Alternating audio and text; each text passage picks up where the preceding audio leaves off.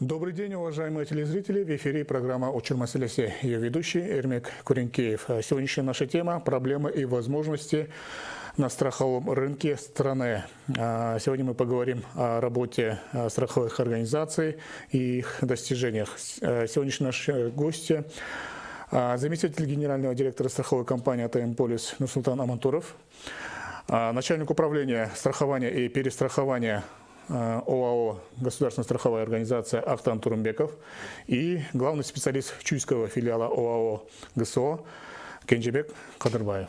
Добро пожаловать, уважаемые гости. Как я выше сказал, что наша тема сегодня – проблемы и возможности на страховом рынке нашей страны. Давайте тогда начнем с вас, Ахтан Урузбекович. Страхование. Какими бывают страховки и какие виды страхования у нас в Кыргызстане существуют на сегодняшний день? Здравствуйте еще раз. Если начать с самого начала, страхование само в основе делится на три вида. Это страхование имущества, такого самого предмета, страхование ответственности, если этот предмет или человек каким-то третьим лицам по знанию или специально или не специально нанесет ущерб, будь то ущерб здоровью или имуществу третьих лиц. И также третий вид – это страхование, личное страхование, это все, что касается человека самого, да, будь то его жизнь или здоровье, или травма. Нет, имущество – это как бы первый вид, это отдельный. Что касается страхового рынка Кыргызской Республики, все три этих основных вида как бы у нас практикуются, используются. На данный момент на страховом рынке нашей страны действует 17 страховых компаний, из которых 16 являются частными страховыми компаниями.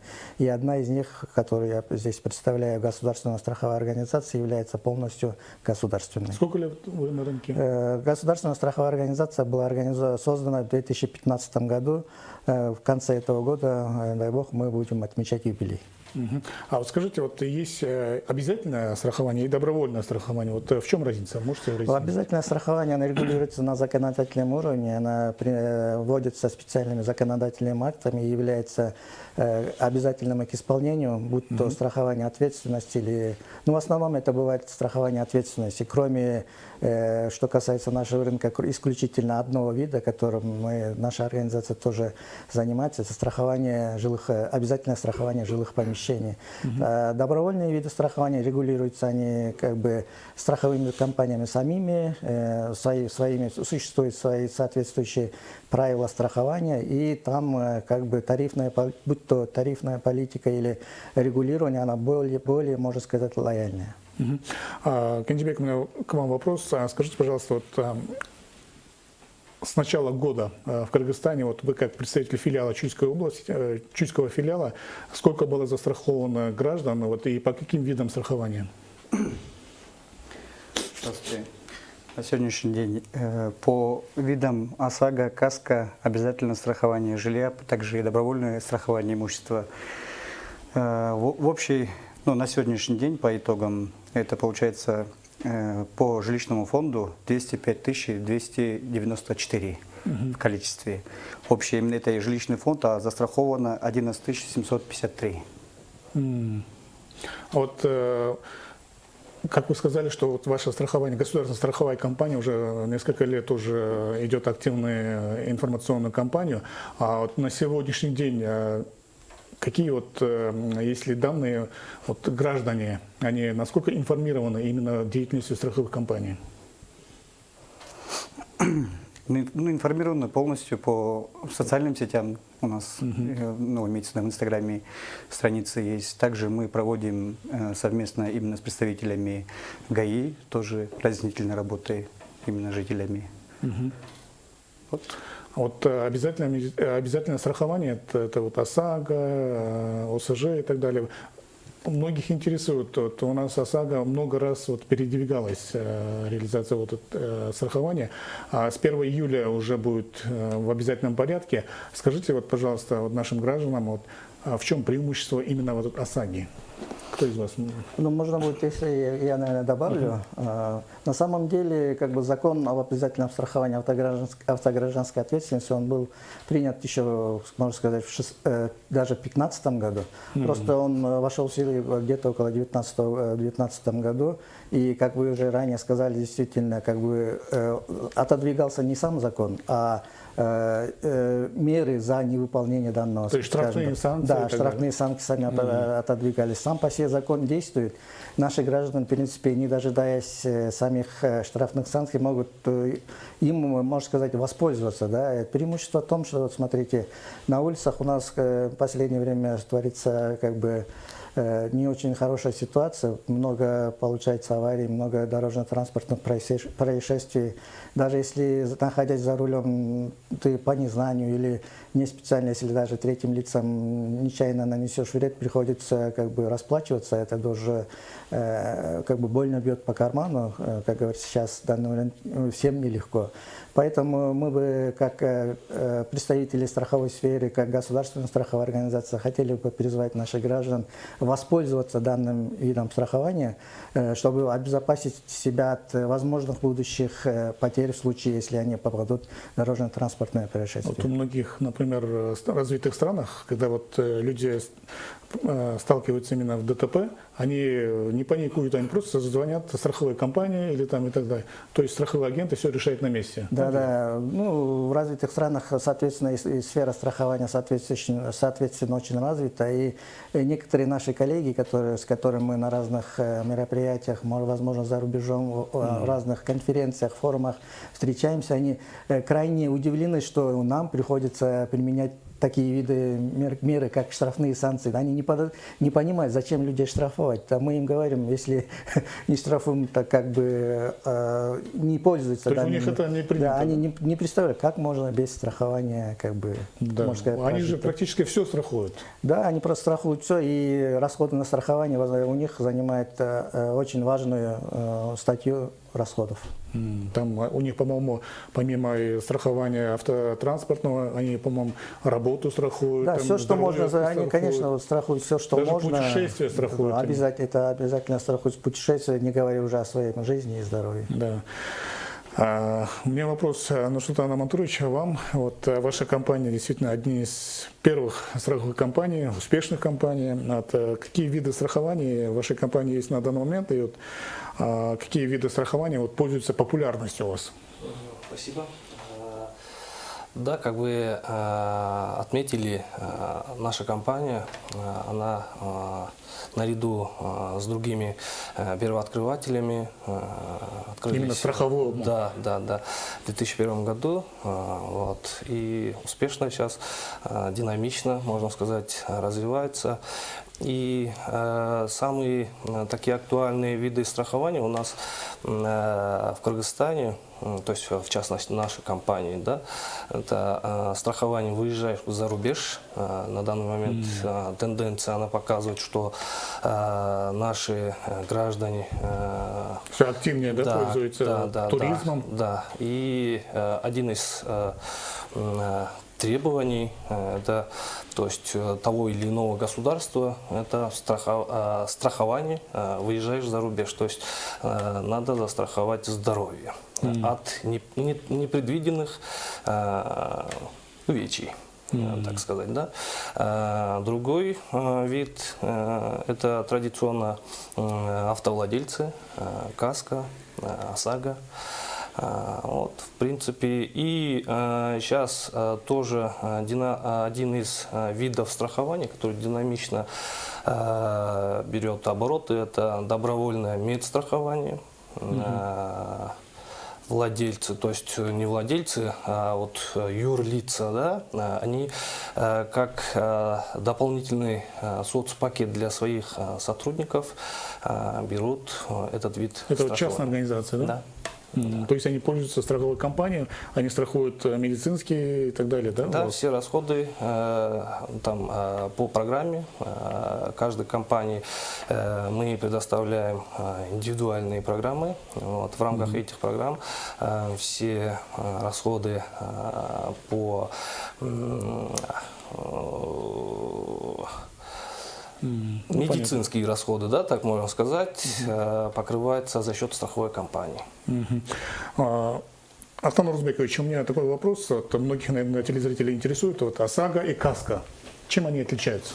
ОСАГО, вот, если вернемся к самому началу, как я ранее говорил, страхование само делится на три. Это страхование ответственности, страхование имущества и личное страхование. Вот ОСАГО, это на самом деле, если точнее сказать, обязательно страхование автогражданской ответственности, оно относится к страхованию ответственности. Это, если точнее сказать, страхуются третьи лица от возможных потерь с твоей стороны, можно сказать. А страхование автокаска, это саму машину вы страхуете как кузов машины, а внешних повреждений, будь то, если на него какая-то другая машина въехала, или ветка упала, или какие-то хулиганы, какие-то ущерб. А в случае вот именно вот таких моментов сколько вы выплачиваете? Это зависит от размера? Да, естественно, в случае, если нанесен ущерб кузова автомашины, выплачивается реально нанесенный ущерб. Будь то по результатам независимой экспертизы или по результатам оценки, как говорится, в станциях технического обслуживания. Вот насчет ОСАГО, вот, можете разъяснить нашим телезрителям, вот, допустим, я приобрел полис ОСАГО, например, и вы без полиса ОСАГО, наши машины столкнулись.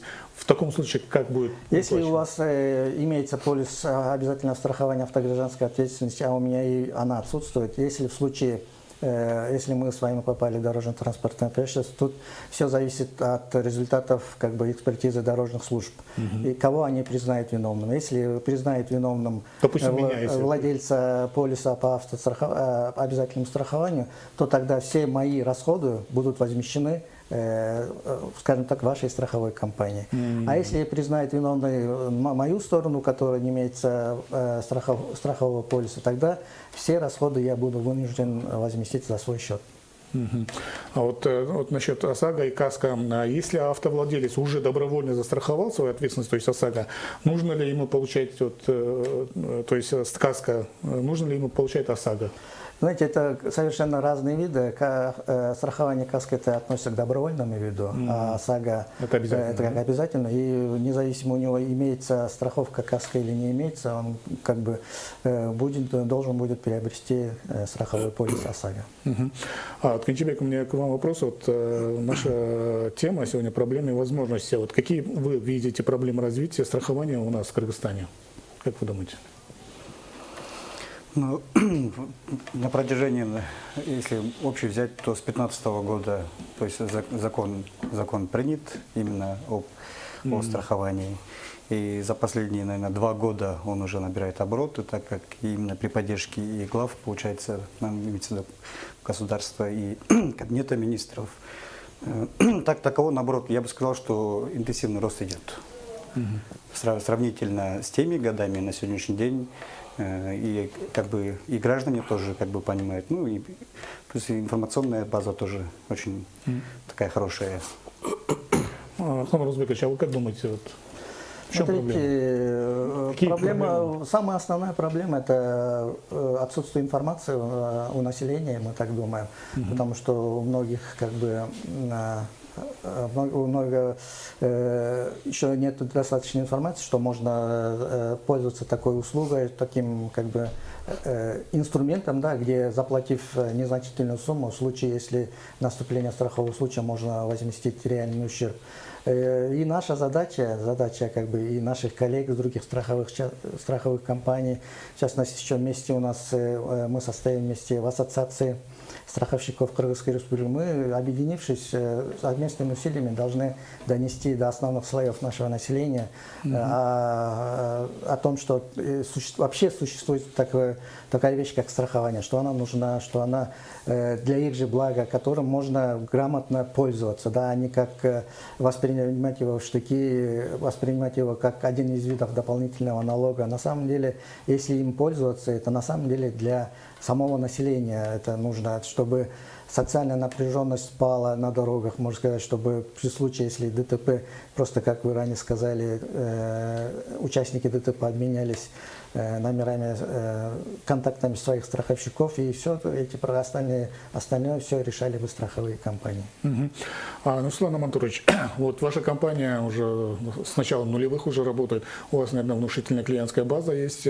Скажите, пожалуйста, вот именно как вы начинали, то есть вначале люди действительно практически не знали, что такое страхование, с чего вы начали, что люди начали страховать, и на сегодняшний день вот вы перечислили вот самые основные виды страхования вашей компании, да, это вот туризм, там, медицинское страхование, вот помимо этого вот, вы оказываете ли вы услуги вот ОСАГО, КАСКО там, и другие, например, услуги вот, страховые? Наша компания на сегодняшний день оказывает услуги страхования по всем лицензируемым видам. Также, отвечая на ваш вопрос, оказываем услуги по КАСКО, ОСАГО. Наша компания изначально, ну, как и мои коллеги подметили, здесь основной вопрос – это незнание населения, то есть неосведомленности, да. И в начале нулевых, после 2010 года, там наша компания набирал портфель за счет требуемости, да, например, идешь в банк, берешь кредит, там требуют застраховать залоговое имущество. И за счет компаний, которые, вот, как я и ранее говорил, улучшая свой соцпакет, они предоставляли своим сотрудникам, скажем, страхование, да, своих сотрудников. За счет этого, за счет тех автолюбителей, которые сами уже побывали за рубежом, убедились в том, что страхование – это важная часть, даже, можно сказать, это ответственность автовладельца, да, то, что это нужно. За счет вот таких моментов мы как бы сколотили свой портфель. И такой вопрос интересный, наверное, многих интересует. Стоимость полиса, например, ОСАГО, сколько стоит и как можно оплатить? Надо ли приходить в офис или можно не выходя из дома?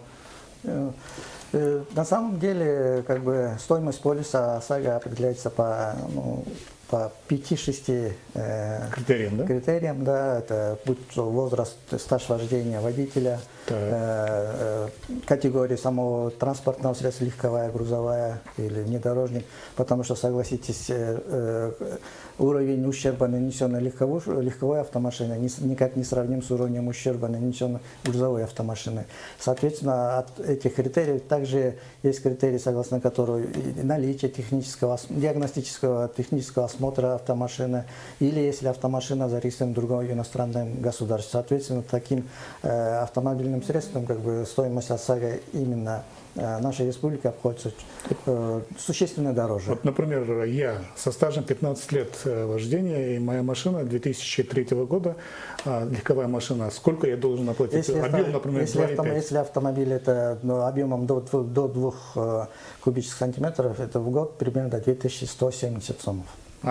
Если у меня объем там 2,5? Соответственно, от 2500 до 3000 сомов, это все в год, стоимость в год. То есть я должен заплатить более 100, ну, то есть 2500 сомов, да, получается? Да. И взамен вы получите в течение года, если вы попадете в ДТП, и не дай бог этом ДТП вас признают, как бы, скажем так, виновным, да, и вас обяжут возместить нанесенный ущерб третьим лицам, будь то имущество или здоровье. Соответственно, в рамках этой страховки будет возмещено в пределах 150 тысяч ущерб имуществу, скажем так, вот, если вы въехали в другое автотранспортное средство, и в пределах 300 тысяч сомов жизни и здоровья третьих лиц, каждому человеку. А если вот бывает, не дай бог, конечно, вот летальный исход? В случае летального исхода, конечно, будет максимальная выплата по каждому человеку 300 тысяч сомов. То есть максимально 300 тысяч сомов, да? Кенжебек, давайте тогда поговорим об ОСЖ, то есть обязательное страхование жилья. Вот у нас Кыргызстан, наша страна находится в таком месте, где, к сожалению, происходят разные природные катаклизмы, это вот сели, землетрясения и так далее. Вот, и именно вот обязательное страхование жилья у нас насколько актуально у нас в Кыргызстане? Ну, в сельских местностях, допустим, именно страхование жилья составляет 600 сомов. Получается выплата... То есть дом, да, можно страховать, сельский дом? Выплата до 500 тысяч идет. А в городских местностях получается 1200, выплата до 1 миллиона. То есть в случае, если Страховой случай, катаклизм? да, если будет признан, то будут вот такие выплаты. А есть ли у вас данные вот за последние полгода или какие-то вот, сколько было выплат и каких направлениях, по каким критериям? Ну, если можно, такие данные можно будет как бы озвучить с моей стороны, как бы по нашей организации, по итогам 2024 года всего было выплачено 371 страховых случаев на сумму около 70 миллионов сомов, из которых именно по обязательному страхованию жилья 240 случаев. И на сумму 37 миллионов сомов по итогам 2024 года как бы наша организация сделала выплаты. В принципе, даже по регионам, если посмотреть, то в основном это по результатам 2024 года было много случаев в Южном регионе, это в Ошской области 97 случаев, в Джалабаде 45, на Рыне 19, Чуй и Бишкек вместе у нас как бы статистика ведется, там вместе было 16, в Таласе 19 и в Баткене, соответственно, 19. А вот в Чуйской области, в вашем филиале? По обязательному страхованию именно фиксация идет до 16 страховых случаев. Ну, если общий взять именно по добровольному страхованию имущества, то 1 случай был. А вот скажите, пожалуйста, вот во время именно вот таких неприятных моментов, то есть катаклизмов, как идет вообще процедура? Допустим, дом пострадал или квартира пострадала, да? Вы приходите оценивать или как будет идти вообще процедура? Ну, в течение 5 дней. То есть он должен заявлением прийти к вам, да? Человек, который, допустим, получил полис, застраховал дом, он должен обратиться именно в государственную страховую организацию, то есть выезжает совместно по заключению, у нас получается по МЧС, по заключению у нас есть аварийный комиссариат, который выезжает на местности и полностью согласно законодательству есть как бы свой как бы этот, да, ну имеется в виду очередность, поочередность, как нужно это все делать. И по заключению, согласно заключению, потом уже определяется. И по времени-то сколько будет занимать? Ну, много времени, максимум может быть месяц, где-то в районе месяца. То есть вы оцениваете, а потом уже, идут ущерб какой уже, да, тоже полностью идет оценка. И выплата сразу же, да? Да, если стоит здесь добавить, что при принятии данного закона обязательного страхования жилых помещений от огня и стихийных бедствий, как бы со стороны правительства, со стороны государства были приняты все меры, чтобы при выплате было никаких разногласий, никаких вопросов. Соответственно, вместе с самим законом была принята сама методика определения как бы нанесенного ущерба. Да? Она, например, там уже ясно все было сказано, например, стена какой процент составляет от общей суммы, пол, там, крыша. И, соответственно, данной методики наши специалисты выплатного отдела делают свои расчеты и, соответственно, и в течение, согласно закону, в течение 30 дней они должны будут выплатить, или если это, возможно, каких-то дополнительных, если требуются какие-то дополнительные документы, должны известить, или известить, что человеку в страховой выплате будет отказано. Еще такой вопрос. Как можно оплатить, например, получить полис? Вот обязательно надо ли к вашему офису подойти или можно онлайн? Или как? Да, как раз об этом идет в последнее время большие, много разговоров, потому что, сами понимаете, одно дело потребовать и ввести обязательные виды страхования и сказать, давайте страхуйте. Другое дело Создать условия. создать условия для этого всего. И с нашей стороны, и снова же надо добавить, и со стороны правительства, со стороны государственных органов, и вместе с нашими коллегами с частных страховых компаний мы стараемся создать все условия для нашего населения, чтобы оно могло в полной мере использовать все возможности, все преимущества страхования, и будь то страхование с помощью мобильных приложений, удаленно с каких-нибудь интернет-сайтов, можно сказать, потому что сейчас мы все понимаем век цифровизации, и без этого как бы никуда, мы должны с этим смириться, и то, что как раньше мы не должны сидеть и ждать в наших офисах продаж, чтобы они пришли и застраховали. Но в то же время государственная страховая организация у нас имеется во всех областных центрах свои полноценные филиалы, полноценные центры обслуживания, в которые можно будет обратиться и получить консультацию, получить в случае страхового случая, получить выплаты или написать заявление, или и заключить договор страхования. Вот в начале передачи я чуть упомянул о доверии граждан к страховым организациям. Вот что делается именно государственной страховой организации именно в этом направлении, чтобы завоевать доверие наших граждан? Видите, я сам как опытный специалист в данной сфере, у меня опыт в данной сфере 18 лет, могу с ясностью сказать, сколько бы мы не тратили на всякого рода рекламу, на всякие условия, красивые брошюры, красивые рекламные проспекты, пока мы не будем реально выплачивать нанесенный ущерб населению, доверие населения вырастет. Мы можем всякое говорить, всякие красивые слова говорить и обещать золотые горы, но мы должны это все доказывать на деле. Мы должны реальными своими выплатами, своими возмещениями показывать, что снова же, что есть такой инструмент страхования, которым можно воспользоваться. Если им грамотно воспользоваться, то можно возместить свой ущерб от несчастных случаев. Кенжебек, вы как думаете по поводу именно завоевания доверия? Да, многие граждане, например, говорят: ой, зачем нам страховая организация, они все равно не заплатят, у них там волокита и так далее. Но есть такие моменты, есть такие комментарии, люди, которые говорят, но в этом случае вы сказали, что надо на деле показать, то есть это выплаты, это обязательства, это и так далее. Вы как думаете, что надо делать, чтобы именно привлечь людей? Я абсолютно согласен с мнением опытного специалиста нашего, потому что в действительности, так как главный специалист именно Чуйского филиала, мы часто сталкиваемся с этими вопросами, потому что именно при оформлении полиса многие говорят вероятность того, что даже когда ты проводишь разъяснительную работу, что это вам необходимо, мы пытаемся донести так, 600 сом. Если сравнительно с тем, что это именно в сельских местностях, разбить на год, то есть это не такая колоссальная сумма.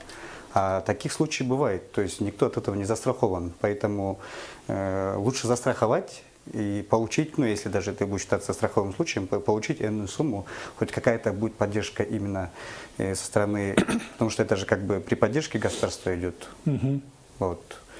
Поэтому, бывают разные. Где-то мнения сходятся, где-то расходятся, но на самом деле максимально, как коллега мой упомянул, что самый важный результат. Показать, что выплаты идут, на самом деле можете посмотреть, не единичные случаи, то есть государственная организация, именно страховая организация, это как ведет гарантом. Нурсултан Амантурович, вы, как представитель частной компании, страховой компании, только что вы услышали мнение государственных организаций, да? А в этом направлении вы как действуете? Может, у вас какие-то иные методы есть? Нет, Как-никак уже 25 лет уже на рынке, да. На страховом рынке, как говорится. То есть, если отвечать на этот вопрос от лица своей компании, да, мы тоже объясняем своим клиентам, что надо смотреть на ту сторону, а та сторона – это объем доли выплат. на эту сторону надо смотреть, потому что есть компании, которые с большим доходом, но с минимум выплатами. А есть компании, которые с минимум сбором, но с большой долей выплат. Вот на эту сторону надо смотреть, тоже мы объясняем. Ну, сейчас, как мои коллеги тоже отметили, век цифровизации, все должно быть доступно в один клик, да, как бы, если так выразиться. И вот наша компания тоже над этим работаем, тоже хотим, ну, это здоровая конкуренция. Если так посмотреть по ценовой политике, то у всех компаний почти что по добровольному виду, да, цены как бы одинаковые. По обязательным она уже установлена государством. Здесь надо уже, чтобы привлечь клиента, надо создавать удобство, оперативность. Вот по этим направлениям наша компания и занимается. У вас компания, получается, по всей республике, да? Да. А вот есть такое понятие, как культура страхования. То есть у нас в Кыргызстане, честно надо признаться, что культура только-только зарождается, то есть страхование. Как вы думаете, что нужно сделать для того, чтобы вот наша культура страхования соответствовала именно таким международным требованиям, то есть международным показателям, как в развитых странах? Хороший вопрос. Да, соглашусь с вами 100%, что культура страхования у нас не развит, но мы к этому идем. Если буквально до 2015 года, да, до вот, актуальности темы страхования, ну, в частности, если даже себя обо мне говорить, то да, я до 2015 года в принципе о страховании ничего не знал. После уже по мере актуальности сейчас именно вот эта сама тема страхования, она уже как бы в каждом доме. Но чтобы как у развитых стран достигнуть того уровня, это все от нас самих зависит, от страховых компаний, какие услуги они будут предоставлять, какие, можно так сказать, бонусы, какие будут удобства. Тот же вопрос вам, Артем Нурузбекович. Действительно, есть культура питания, например, культура вождения, иные культуры. А вот именно культура страхования у нас в Кыргызстане только-только зарождается. Да, видите, как бы полностью тоже с вами согласен. Культура, она зарождается со временем, можно сказать. То есть они должны да, этапы, это мы должны, пройти? да, всякие этапы пройти. Мы только, возможно, на начальном этапе, но мы не должны останавливаться, мы должны также продолжать это все, стараться внедрить, стараться развить все-таки культуру, потому что мы никуда не, мы должны идти с ногу со временем. Например, как в развитых странах, чтобы у нас тоже страна развивалась, и как бы у вас сама культура страхования, возможно, тоже это показатель развитости нашей страны. И в последнее время надо уже еще отметить, что в этом направлении как бы руководство страны тоже как-то активно уделяет время, уделяет внимание, понимая, что именно с помощью страхования как бы население сможет в какой-то мере, какой-то части своих неожиданных расходов, неожиданного ущерба сможет возместить в то же время. И также и сама сфера будет страхования развиваться. Если будет сфера страхования развиваться, там, соответственно, они будут вкладывать свободные свои средства, снова же инвестировать в реальный сектор, который поведет за собой развитие экономики в общем страны. Кенжебек, а вы как думаете? Ну, как бы в ногу, все же идет как бы в ногу со временем. Я думаю, тоже как бы это необходимо, нужно, поэтому этим пользуются, поэтому это как бы сейчас на сегодняшний день актуально. Вот у нас в Кыргызстане вот уже десятки лет уже система страхования идет своим путем. Вот, а учитывается ли, например, международный опыт в области обязательного страхования, необязательного страхования? Вот как-то вот выезжаете или там какие-то делаете мониторинги? Что нужно для Кыргызстана, например, еще? Да, обязательно, безусловно, развитие сферы, вообще развитие рынка страхования мы не можем как бы учитывать только свои интересы или только свой опыт, потому что за рубежом как бы жизнь не останавливается, там она идет своим чередом, и невозможно как бы развитие страховых рынков того же соседних республик, Казахстан, будь то или Узбекистан, как бы они ушли намного вперед, и мы, в принципе, ездим, постоянно обмениваемся опытом со своими коллегами, будь то с ближнего или с дальнего зарубежья, и пытаемся их опыт внедрить у нас, да, скажем. Но в то же время надо отметить, что тот вид страхования, по которому специализируется государственная страховая организация, это обязательное страхование жилья от огня и стихийных бедствий, она как бы является своего рода уникальным видом, можно сказать, для Центральной Азии. И наши соседи тоже интересуются данным видом, потому что они понимают, что это дает возможность как бы широким слоям населения пользоваться услугами страхования. И поэтому они в последнее время при встрече с нашими казахскими коллегами тоже у них как бы высказано было мнение, что их регулятор страхового рынка тоже заинтересовался и обдумывает возможности внедрения аналогичного вида. А у них нет разве, да? Нет, у них обязательного страхования именно жилья от стихийных бедствий такого нету. Понятно. А вот еще такой вопрос, такого личного характера. Вот, застраховаться от всего в жизни невозможно, но что бы вы посоветовали вот, застраховать в первую очередь? Вот, как вы думаете? Смотрите, страхование само по себе, оно не ограждает человека от, ну да, это естественно. От неприятностей, скажем так. Она просто помогает смягчить его последствия.